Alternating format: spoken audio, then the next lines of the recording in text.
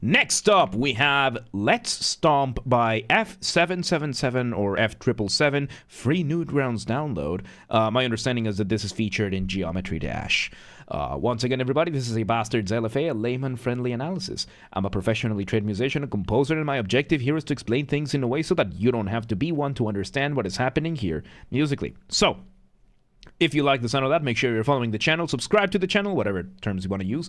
Like the video, share the video, leave a comment, turn on notifications, become a member. As of this week, starting this week, members get, like YouTube paid members get early access to the videos. I schedule these for the week on Saturdays, and Saturdays, if you're subscribed, if you have a paid membership on YouTube, you're going to get access to all of the videos for the week in advance. So consider that. Two disclaimers. Number one, this is my first time hearing this track ever, so I will be pausing a lot as I will be pointing things out and explaining things as I hear them or as I realize them. So I will be speaking a lot. No point in you complaining in my comments that I'm pausing or speaking too much, because I'm telling you right now that's exactly what I'm going to do. And number two, this is recorded live on stream on a single take. I will stumble upon my words. Whatever happens, happens. With that said, let's do this. Let's stomp. Let's go.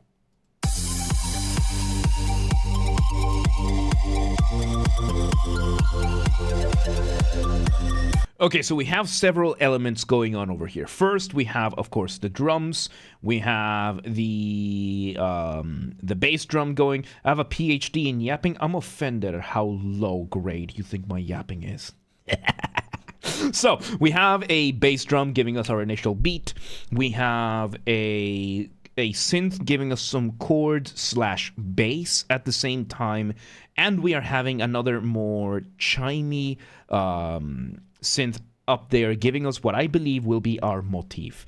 The motif being the smallest version of your musical idea, the seed, the essence from which everything else comes from.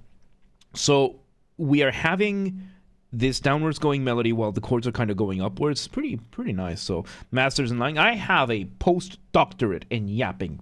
Thank you very much. And this is bribe queue, by the way. This is bribe list. This is from the bribe list. All right, so yeah, let's see where you take this. Let's see where it goes. We introduce the snare now. Upward going synth for a drop. Woo!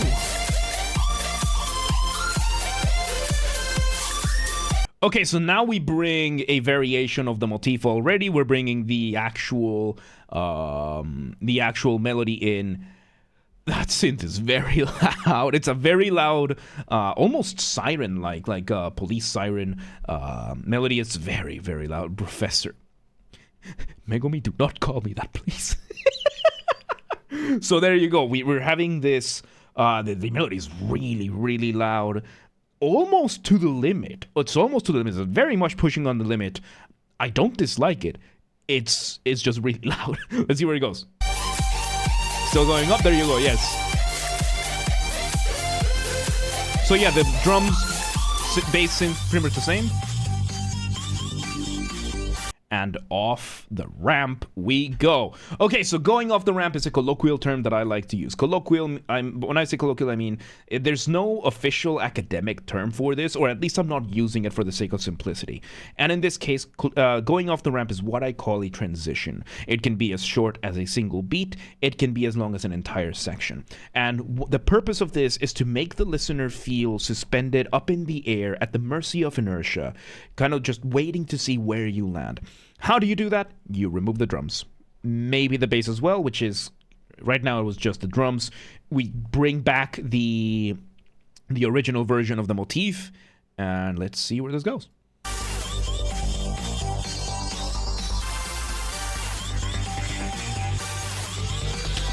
Oh, I like this. So we're doing a pseudo side chain. That we're doing a pseudo sidechain that we're doing. So sidechaining is when you have, usually with the bass drum, that whenever the bass drum hits, everything else gets kind of muted. But in this case, we're doing this with the synth giving us the chords. So yeah, when we have the melody and then it gets interrupted by the chords, it gives it a very nice rhythmic motion to this, and it gives it kind of like a call and response feeling to this. Call and response is when you have a musical conversation. Instrument 1 does one thing, and as soon as instrument 1 finishes, instrument 2 starts. In this case, by having the synths in the chords interrupting the melody, it technically counts. So it's a fun way of doing a call and response, where instead of having a full melody and when the melody 1 ends, you start melody 2, just interrupt. Because that happens in conversation too. So let's see who's complaining about me pausing too much, huh? People on comments every once in a while. So it's people that don't understand that this is what we're doing. Let's see where this goes. Ozzy, welcome today. How you doing?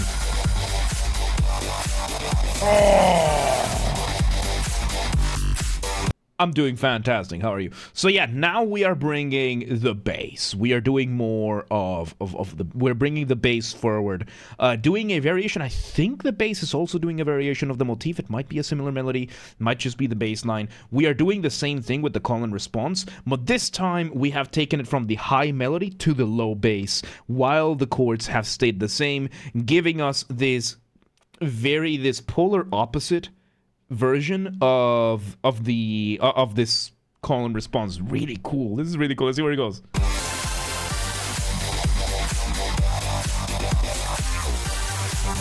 Oh, really cool. And I really like that the chords don't fully come in, like the chords don't interrupt in the places where you would expect them rhythmically to do it. It gives it this very cool sense of syncopation, of additional beat. It gives it an extra sense of motion to this whole piece, and I really like it. I really like it. One of the risks of a lot of electronic music is that you are very much stuck in whatever metronome beat that you have. So a lot of the times having that bass still hitting every single beat, every single beat for the entirety of the piece can be tricky to have, because once again, when you're making music, you are keeping a careful balance. You want to keep a careful balance between what is familiar and what is new.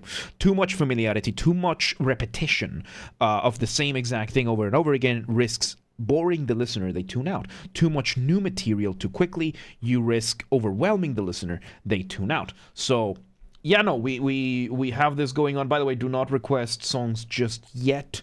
Do not request songs just yet, and we don't take non-video game music as well. So yeah, don't bother right now.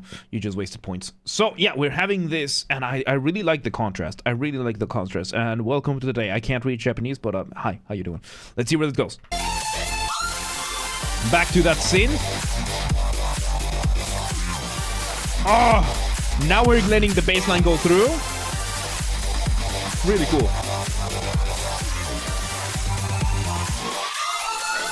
Off the ramp, and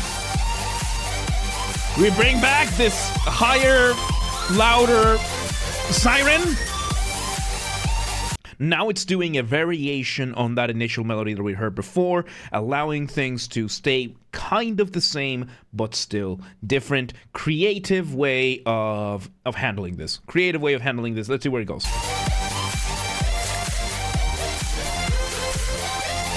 Nice. Let's see where it goes.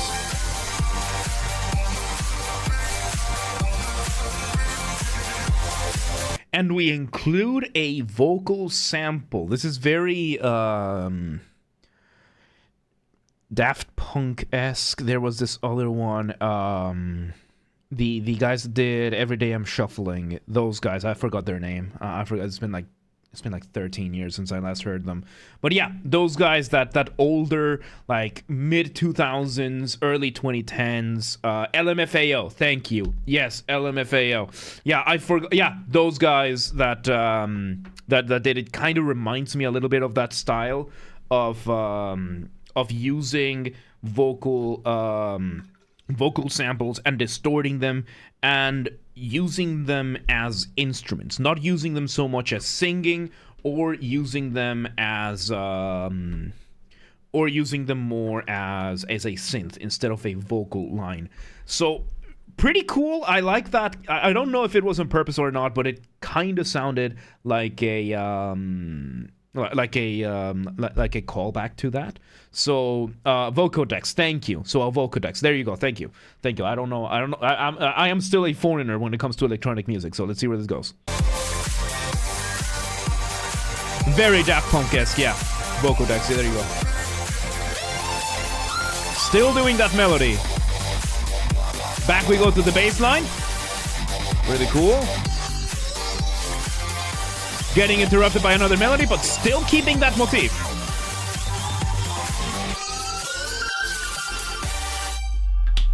Oh.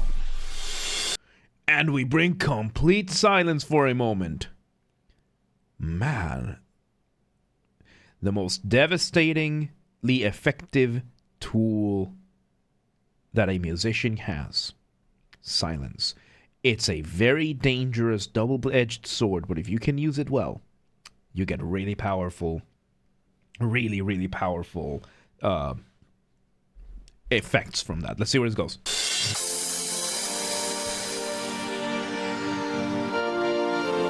Okay, now we just bring the chords. Only the chords. No drums, no melody, chords only. No bass either. We do a recapitulation of the start, kind of a recapitulation. I do see a couple of variations here, so it's a partial recapitulation. Just meaning we are repeating the start, but not entirely. It's pretty good. Let's see where it goes. There we go. There's the new one. We're bringing back that bass line with the motif. Now we bring the vocodex thing. So we are now re-exploring basically the start of the piece, but we're just mixing the pieces around. We're just mixing the parts around and just trying different combinations of the different layers. Pretty creative way of extending the track. Let's see where it goes.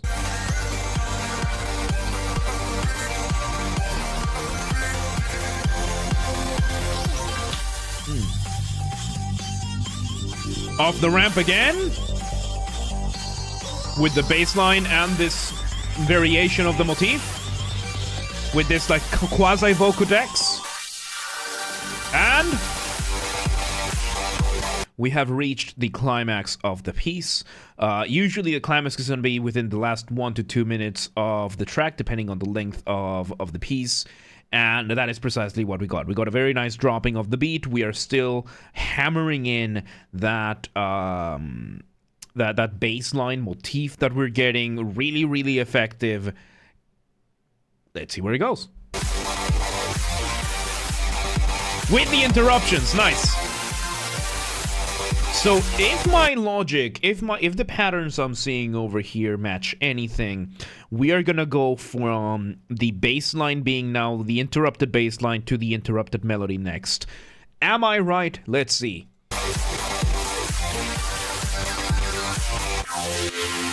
Oh!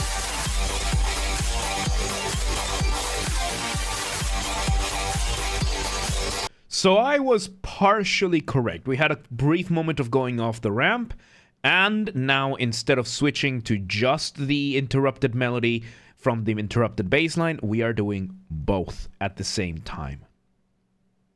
Pretty good. Let's see where it goes.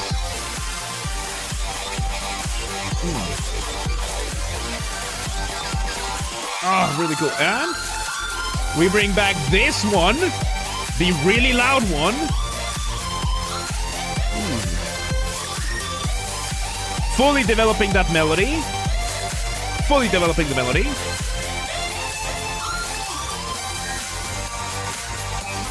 Nice.